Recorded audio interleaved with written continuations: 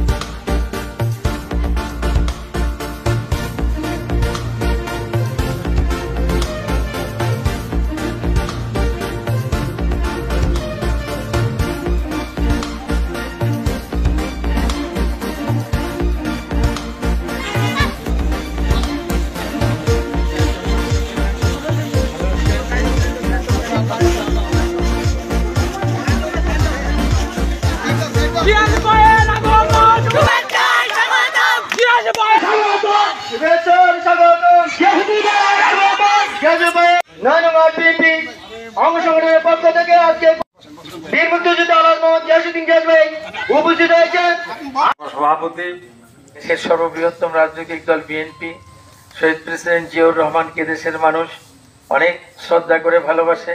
দেশনেত্রী বেগম খালেদা জিয়াকে শ্রদ্ধা করে ভালোবাসে এবং তারেক রহমানের প্রতি রয়েছে অগাধ আত্মবিশ্বাস মানুষের। তো সেই কারণে সবাই এখন ধারণা করছে ইনশাআল্লাহ আগামীতে নির্বাচন হলে বিএনপি মনোনীত প্রার্থী যারা হবে তাদেরকে দানের শীষে ভোট দিয়ে বিজয়ী করে রাষ্ট্র পরিচালনা করার দায়িত্ব দিবে।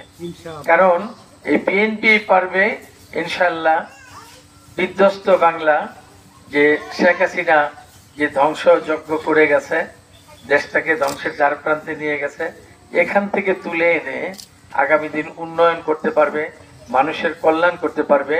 এটা বিএনপির পক্ষে সম্ভব, এটা দেশবাসী বিশ্বাস করে।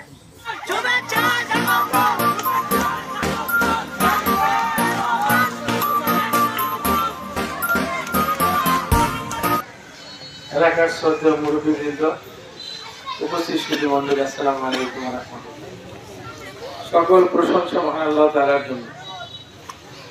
আমি আমার ব্যক্তিগত প্রয়োজন থাকার কারণে বিলম্বে এখানে উপস্থিত হয়েছি। আপনারা কষ্ট করে ধৈর্য ধরে উপস্থিত হয়েছে, সেজন্য আপনাদেরকে আন্তরিকভাবে ধন্যবাদ জানাচ্ছি।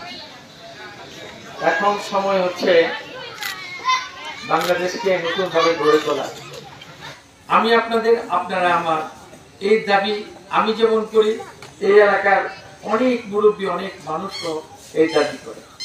এই দাবি নিয়ে আমি টিকে থাকতে চাই।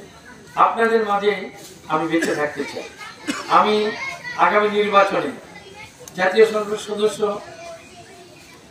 পদে প্রার্থী হওয়ার জন্য আমি 4-এর থেকেও চেষ্টা করি, 3-এর থেকেও চেষ্টা করি, অন্যান্য আরো 3টা নির্বাচনী এলাকা সেখানেও আমার দলের মনোনীত প্রার্থীদের বিজয় করার জন্য কাজ করছি। এখন ফয়সালা তো হবে আল্লাহর পক্ষ থেকে। আল্লাহ যাকে যেখানে চাইবেন তাই হবে, সেটাই মেনে নিতে হবে।